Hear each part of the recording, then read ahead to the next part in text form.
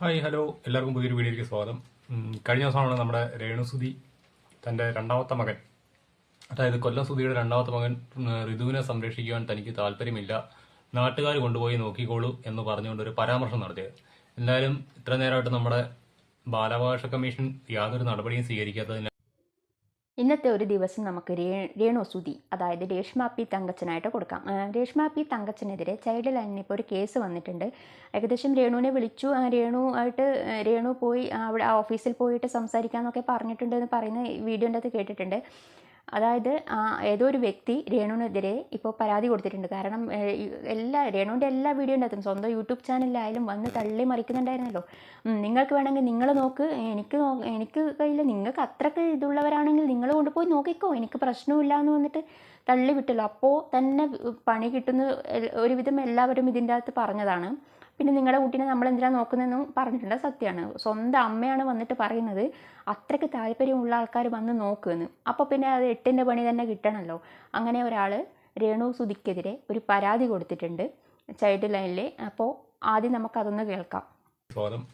കഴിഞ്ഞ ദിവസമാണ് നമ്മുടെ രേണുസുതി തൻ്റെ രണ്ടാമത്തെ മകൻ, അതായത് കൊല്ലം സുധിയുടെ രണ്ടാമത്തെ മകൻ ഋതുവിനെ സംരക്ഷിക്കുവാൻ തനിക്ക് താല്പര്യമില്ല, നാട്ടുകാർ കൊണ്ടുപോയി നോക്കിക്കോളൂ എന്ന് പറഞ്ഞുകൊണ്ട് ഒരു പരാമർശം നടത്തിയത്. എന്തായാലും ഇത്ര നേരമായിട്ട് നമ്മുടെ ബാലാവകാശ കമ്മീഷൻ യാതൊരു നടപടിയും സ്വീകരിക്കാത്തതിനാൽ ഞാൻ അവർക്ക് ഉപകാരപ്രദമായിട്ടൊരു നടപടി ചെയ്തിട്ടുണ്ട്. മറ്റൊന്നുമല്ല, നമ്മുടെ ബഹുമാനപ്പെട്ട കേരള മുഖ്യമന്ത്രി ശ്രീ പിണറായി വിജയനെ ഞാൻ ഇമെയിൽ മുഖാന്തരം ഒരു പരാതി അയച്ചിട്ടുണ്ട്. അതിൻ്റെ സ്ക്രീൻഷോട്ട് ഞാനിവിടെ കൊടുക്കുന്നതായിരിക്കും. അതായത് ഞാൻ അതിൽ പറഞ്ഞിരിക്കുന്നതാണ്, ഋതുവിനെ സംരക്ഷിക്കാൻ അവർക്ക് താല്പര്യമില്ല എന്ന് പറഞ്ഞിട്ടും സംസ്ഥാന ബാലാവകാശ കമ്മീഷൻ ഇതുവരെ അവർക്കെതിരെ ഒരു നടപടി സ്വീകരിക്കാൻ തയ്യാറായിട്ടില്ല. അതിൻ്റെ പശ്ചാത്തലത്തിൽ ബഹുമാനപ്പെട്ട മുഖ്യമന്ത്രി നേരിട്ടിടപെട്ടുകൊണ്ട് ഋതുവിൻ്റെ സംരക്ഷണം ഉറപ്പാക്കുവാൻ ബാലാവകാശ കമ്മീഷനോട് പറയണമെന്ന് അഭ്യർത്ഥിച്ചുകൊണ്ട് ഞാനൊരു പരാതി ഇമെയിൽ മുഖാന്തരം ബഹുമാനപ്പെട്ട മുഖ്യമന്ത്രിക്ക് അയച്ചിട്ടുണ്ട്. അതിൻ്റെ സ്ക്രീൻഷോട്ടാണ് ഞാൻ പങ്കുവച്ചിരിക്കുന്നത്. എന്തായാലും രേണുവിൻ്റെ ഈ നിരുത്തരവാദപരമായ പ്രസ്താവന ഞാൻ എന്തായാലും ഗൗരവമായി കണക്കാക്കിയിട്ടുണ്ട്. മറ്റൊന്നുമല്ല, ഒരു അമ്മയ്ക്ക് തൻ്റെ കുട്ടിയെ നോക്കുവാൻ താല്പര്യമില്ല എന്ന് പറഞ്ഞു കഴിഞ്ഞാൽ ആ കുട്ടി സുരക്ഷിതനല്ല എന്നാണ് അതിനർത്ഥം. അതുകൊണ്ട് തന്നെ ഞാൻ എന്തായാലും ഈ പരാതി മുഖ്യമന്ത്രിക്ക് അയച്ചിട്ടുണ്ട്. അവിടെ നിന്ന് നടപടി ഉണ്ടാകുമെന്നുള്ള ഉറച്ച വിശ്വാസത്തോടെയാണ് ഞാൻ എന്തായാലും ഈ വീഡിയോ പോസ്റ്റ് ചെയ്യുന്നത്. ഇതാണ് 16ൻ്റെ പണി കിട്ടുക എന്ന് പറഞ്ഞത്. ഈ വീഡിയോൻ്റെ മുമ്പിൽ വന്ന് എന്തും പറയാമെന്നുള്ളൊരു ഭാവം ഉണ്ടായിരുന്നു. മിക്കവാറും ഒന്ന് ഒതുങ്ങാൻ ചാൻസ് ഉണ്ട്, പക്ഷേ എനിക്കറിയില്ല അവരുടെ മനസ്സിൽ എന്താണെന്ന് പറയാൻ പറ്റില്ല. പക്ഷേങ്കിൽ വന്നിരുന്നിട്ട് സ്വന്തം കുഞ്ഞിനെയാണ് പറയുന്നതെന്നുള്ള ഒരു ബോധമെങ്കിലും ഉണ്ടായിരുന്നെങ്കിൽ അവരിങ്ങനെ വന്ന് പറയായിരുന്നു. വന്ന് പറയുന്നു, എൻ്റെ കുഞ്ഞിനെ നോക്കാൻ എനിക്ക് കഴിയില്ല, നിങ്ങൾക്ക് ആർക്കാണെന്ന് അത്ര വലിയ സങ്കടമെങ്കിൽ നിങ്ങൾ വന്ന് നോക്കുമെന്ന് പറയുമ്പോൾ എല്ലാവരും അത് കേൾക്കുമ്പോൾ വാ പൂട്ടിയിരിക്കും എന്നാണ് രേണുവിൻ്റെ അച്ഛനും വിചാരിച്ചത്. രേണുവിൻ്റെ അച്ഛനും വന്ന് ഇതിൻ്റെ അകത്ത് പറഞ്ഞിരുന്നു, അയാൾ കുറച്ച് പ്രായമായ ഒരു മനുഷ്യനല്ല, അയാൾക്ക് കുറച്ച് വിവരമില്ലേ, പറയുന്നത് സ്വന്തം അമ്മയാണ് വന്ന് പറയുന്നത് എനിക്ക് നോക്കാൻ പറ്റില്ല, നിങ്ങൾ ആരാ വേണ്ടതെന്ന് വെച്ചാൽ നോക്കിക്കോന്ന്. കുറച്ച് നാണുണ്ടെങ്കിൽ ഇങ്ങനെ വന്ന് പറയായിരുന്നു. ആ പറഞ്ഞതിന് 16ൻ്റെ പണി ഇപ്പോൾ കിട്ടിയപ്പോൾ ഇപ്പോൾ അച്ഛനും മോക്കും സമാധാനമായല്ലോ. ഇനി ആ ഓഫീസിൽ പോയി ഇപ്പം ബിഗ് ബോസിലൊക്കെ പോകാനിരിക്കുന്ന സമയത്ത് തന്നെ ഇത് വന്നല്ലോ. അത്രയും ഗമയിലായിരുന്നല്ലോ, ഞാൻ ബിഗ് ബോസ് പോവാണ്, അങ്ങനെ കപ്പും കൊണ്ടുവരും, എന്നിട്ട് കിട്ടുന്ന പൈസ കൊണ്ട് ഫ്ലാറ്റ് വാങ്ങാമെന്നൊക്കെ വിചാരിച്ചിട്ടുണ്ടാവും. അതിനിടയ്ക്ക് ഇങ്ങനെ ഒരു കേസ് വന്ന് വിട്ട് കഴിഞ്ഞാൽ പിന്നെ ബിഗ് ബോസിൽ പോക്ക് സ്വാഹ, അത്രേ പറയാനുള്ളൂ. മുഖ്യമന്ത്രി പിണറായി വിജയൻ സാറിന് മെയിൽ അയച്ചു എന്നാണ് ആ യുവാവ് അതിൻ്റെ അകത്ത് പറഞ്ഞത്. തുടർച്ചയായി ഇങ്ങനെ വീഡിയോസിൽ വന്നിരുന്നിട്ട് എനിക്ക് നോക്കാൻ കഴിയില്ല, ഞാൻ അത്രയും തിരക്കുള്ള ഒരാളാണ്, എനിക്ക് പല സ്ഥലത്തും ഷൂട്ടിങ്ങിനും കാര്യങ്ങളൊക്കെ പോകേണ്ടി വരും, അപ്പോൾ എനിക്ക് കുട്ടിയെ നോക്കാൻ സമയമില്ല എന്നൊക്കെ വന്ന് ഇങ്ങനെ പറയുമ്പോൾ എപ്പോഴെങ്കിലും ഒരു പണി കിട്ടണ്ടേ. അങ്ങനെ കിട്ടിയ പണിയാണ്. ഇനി കേസും കൂട്ടമൊക്കെ ആയിട്ട് പോകുന്നതാണെങ്കിൽ നല്ലത്. മിക്കവാറും ആ കുട്ടിയെ ചൈൽഡ് ലൈനുകാരായിട്ട് ഏറ്റെടുത്തു കഴിഞ്ഞാൽ പിന്നെ ജീവിച്ചിരുന്നിട്ട് പോലും കാര്യമില്ല. സ്വന്തം കുഞ്ഞിനെ നോക്കാൻ കഴിയില്ല എന്ന് പറയുന്ന ഒരു അമ്മയെ പിന്നെ പറയേണ്ട കാര്യമില്ലല്ലോ. ഇവരൊക്കെ ഒരു അമ്മയാണോ?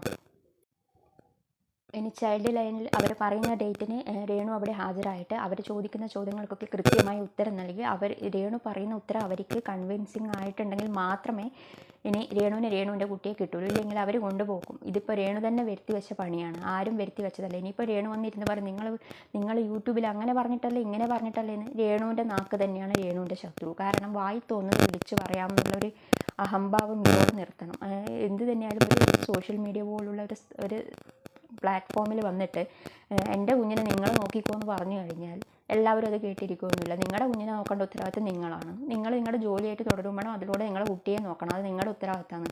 നിങ്ങളുടെ കുട്ടീനെ നാട്ടുകാരല്ലല്ലോ നോക്കേണ്ടത്. അപ്പോൾ വന്ന് പറയുമ്പോൾ കുറച്ചൊന്നും ചിന്തിച്ചിട്ട് പറയാം. ഇനിയിപ്പം അവിടെ ചെന്ന് അവരെ കൺവിൻസ് ചെയ്യേണ്ട ഉത്തരവാദിത്തം രേണുവിന് തന്നെയാണ്. ഇനിയെങ്കിലും ഇതുപോലെ വന്ന് വിഡിത്തം തുറന്ന് പറയാതിരിക്കുക. എൻ്റെ കുട്ടിയെ നിങ്ങളല്ല നോക്കണ്ട. ഇനി പറയേണ്ടത് ഇനിയെങ്കിലും ഒന്ന് ചിന്തിക്കുക. എൻ്റെ കുഞ്ഞിനെ നോക്കി ഞാൻ എൻ്റെ ജോലിയായിട്ട് മുന്നോട്ട് പോകാമെന്നുള്ള രീതിയിൽ പറയാം. അല്ലാതെ വന്നിട്ട് എൻ്റെ കുഞ്ഞിനെ നിങ്ങളെ നോക്കിക്കൊന്ന് വലിയൊരു അഭിമാനത്തോടെയാണ് വന്നിരുന്ന് പറയുന്നത്. കുറച്ചൊരു വിവരം ഉണ്ടെങ്കിൽ ആരെങ്കിലും പറയും. കിച്ചുമായി ബന്ധപ്പെട്ടിട്ടുള്ള ഒരു വീഡിയോ നമ്മൾ കുറച്ച് മുന്നേ ചെയ്തിട്ടുണ്ട്.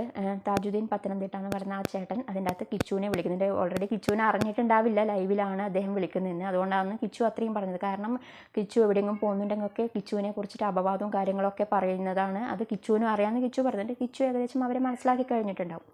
പിന്നീട് താജുദ്ദീൻ ചേട്ടൻ മറ്റൊരു ഇൻ്റർവ്യൂ കൊടുത്തിട്ടുണ്ട്. അതിൻ്റെ അകത്ത് കിച്ചുവിനോട് സംസാരിക്കുന്നതും കൂടി നമുക്ക് ആദ്യം ഒന്ന് കേൾക്കാം. ആദ്യം പോലെ പറയണേ. ഹലോ മോനെ. മോനെ മനസ്സിലായോ? എന്തുകൊണ്ട് വിശേഷം? സുഖമായിട്ടിരിക്കുന്നു. സുഖമായിട്ടിരിക്കുന്നു. വിഷയങ്ങളൊക്കെ ഒന്നും അറിയുന്നില്ലേ? മോനെ നമ്മൾ ചെയ്ത ഉപകാരങ്ങളൊക്കെ മോനെ അറിയാമല്ലോ. മോനെ മരിച്ചതിന്റെ ഞാൻ പറഞ്ഞില്ല, ഞാൻ അവിടെ എന്തെല്ലാം കാര്യങ്ങളൊക്കെ വന്നിട്ടുണ്ടെങ്കിൽ ഞാനൊരു വീഡിയോ എടുക്കാനോ എന്തെങ്കിലും ചെയ്തിട്ടുണ്ടോ? ഇല്ല. ഞാൻ ഒരു ചാനലുകാരെ കൊണ്ടുവരികയോ, കാരണം നമുക്ക് അതിന്റെ പബ്ലിസിറ്റിക്ക് എനിക്ക് ആഗ്രഹമില്ലായിരുന്നു. പപ്പാജി അച്ഛൻ ജീവിച്ചിരുന്നപ്പോഴുള്ള കാര്യം അറിയാമല്ലോ ഞാൻ സഹായിച്ചത്. അറിയാം. അപ്പൊ നമ്മളെപ്പോഴും മരിച്ചു കഴിഞ്ഞ ഒരാൾ സഹായിക്കുന്ന, മരിച്ചു കഴിഞ്ഞ ഒരാളെ കാണാൻ വരിക എന്ന് പറഞ്ഞാൽ അത് ജീവനോടിരിക്കുന്നവരെ കാണാനാണ്. പിന്നെ മോനെ കണ്ടപ്പോഴാണ് ഞാൻ പറഞ്ഞു മുടിയൊക്കെ വെട്ടണം, നല്ല പഠിക്കണം. നീ മോനെ അച്ഛൻ സംസാരിക്കുന്ന പോലെ വലുതായിട്ട് സംസാരിക്കത്തില്ല, ഒരു ഇതുണ്ട്. അപ്പൊ അതിനുശേഷം ഞാൻ കാര്യങ്ങൾ വീടിന്റെ നമ്പർ ഇങ്ങനെ ചോരുന്നു എന്നൊക്കെ പറഞ്ഞു. മോനെ അങ്ങനെ ഒരു വിഷയമൊക്കെ ഉണ്ടായി, ഇത് വലിയ ഇതായിപ്പോയി. അമ്മ ചോരുന്നു എന്ന് പറയേണ്ട കാര്യം ഉണ്ടായിരുന്നു ശരിക്കും.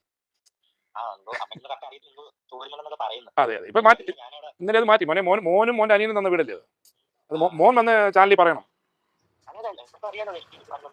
മോന്റെ അതിന്റെ അത് മോനുള്ളതാ. മോനും മോന്റെ അനിയനും അല്ലാതെ ലോകത്തിൽ ആർക്കും ഇതിന്റെ അവകാശമില്ല. ഇനി പപ്പാടെ മോൻ എങ്ങനെ വിളിക്കുന്ന അച്ഛനെ? അച്ഛ അല്ല, പിന്നെ സുധിയെ അച്ഛൻ അപകടം പറ്റി മരിച്ചു. അതിന്റെ ഇൻഷുറൻസ് എമൗണ്ട് തുക കിട്ടും. ആ തുക കിട്ടും. അതിൻ്റെ അകത്ത് ആ ചേട്ടൻ സുധിച്ചേട്ടൻ എന്തോ ഇൻഷുറൻസ് കിട്ടുന്നതിനെ കുറിച്ചിട്ടും, അത് കിട്ടിയാൽ നിങ്ങൾ 4 പേർക്കാണോ, അതായത് കിച്ചുവിന്, ഋതപ്പന്, രേണു സുധിക്ക്, സുധിച്ചേട്ടൻ്റെ അമ്മയ്ക്കൊക്കെ കിട്ടും. അതിന് കുറേ ലീഗൽ ഇഷ്യൂസൊക്കെ കാര്യങ്ങളൊക്കെ ഉണ്ട്. അതൊക്കെ ഞാൻ പറഞ്ഞുതരാമെന്നൊക്കെയാണ് പറയുന്നത്. മറ്റൊരു കാര്യം കൂടി പറഞ്ഞിട്ടുണ്ട്. ആ വീട് ഈ 2 കുട്ടികളുടെ പേരിൽ മാത്രം എഴുതിയതിന് രേണുവിന് എന്തൊക്കെയോ അങ്ങനെ നിയമപരമായിട്ടുള്ള കാര്യങ്ങൾ ചോദിച്ചു എന്ന് ആ ചേട്ടനോട് പറയുന്നുണ്ട്. പക്ഷേ ആ ചേട്ടൻ അതിനെക്കുറിച്ചൊന്നും പറയുന്നില്ല. അപ്പോൾ അതൊക്കെ എന്തൊക്കെയോ പ്രോബ്ലങ്ങളൊക്കെ ഉണ്ട്, മിക്കവാറും ഉണ്ടാവാൻ ചാൻസ് ഉണ്ട്. അതെന്തോ അറിയില്ല. ആ ചേട്ടൻ അത് ക്ലിയർ ആയിട്ട് പറഞ്ഞു കഴിഞ്ഞാൽ നമുക്ക് അതിനെക്കുറിച്ച് പറയാൻ പറ്റും. ഇതിപ്പോൾ രേണുവിന് കിട്ടിയ കേസുമായിട്ട് ബന്ധപ്പെട്ടിട്ടുള്ള വീഡിയോ ആയതുകൊണ്ട് അതിനെക്കുറിച്ച് തന്നെ പറയാം. രേണു ഇനിയെങ്കിലും വന്ന് ഇതുപോലുള്ള വീഡിയോസിലും കാര്യങ്ങളും സ്വന്തം യൂട്യൂബ് ചാനൽ വരെ വന്നിട്ട് പറഞ്ഞു. അത്രയ്ക്ക് അതും ദേഷ്യത്തോടെയാണ് പറയുന്നത്. സ്വന്തം കുട്ടീനെ മറ്റാരെങ്കിലും നോക്കുന്നു, അതായത് ആർക്കാണോ നോക്കാൻ, അതായത് സത്യം പറഞ്ഞാൽ നിങ്ങൾക്ക് കുട്ടിയെ ഇഷ്ടമില്ലേ, നിങ്ങൾക്ക് നോക്കാൻ താല്പര്യമില്ലേ? അല്ല, നിങ്ങളങ്ങനെ 1 പ്രാവശ്യം 2 പ്രാവശ്യം അങ്ങനെ നമുക്ക് പറയും. ഇതെല്ലാം എൻ്റെ അകത്തും വന്നിട്ട് ഇഷ്ടമുള്ളവർ നോക്കിക്കോ എന്ന് പറയുന്നതുകൊണ്ടൊരു സംശയം തോന്നി. ഇനി ഇതിൻ്റെ പേരിൽ നിങ്ങളാണ് കാരണം എന്നൊന്നും പറയണ്ട, നമുക്ക് തോന്നിയ കാര്യമാണ്. കാരണം നിങ്ങൾ തന്നെയാണ് വീഡിയോയിൽ വന്നിട്ട് പറഞ്ഞു ഈ കുറ്റം പറയുന്നവർ നോക്കട്ടെ, നിങ്ങളുടെ അച്ഛനും അമ്മയാണ് ആ കുട്ടിയെ ഇപ്പം നോക്കുന്നത്.